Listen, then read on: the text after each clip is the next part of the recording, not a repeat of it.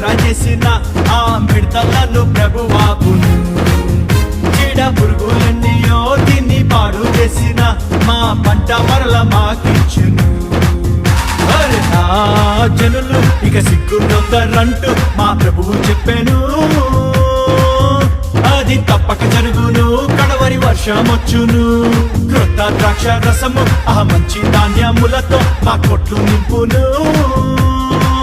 క్రొత్త తైలమిచ్చును, మా కొరత తీర్చును.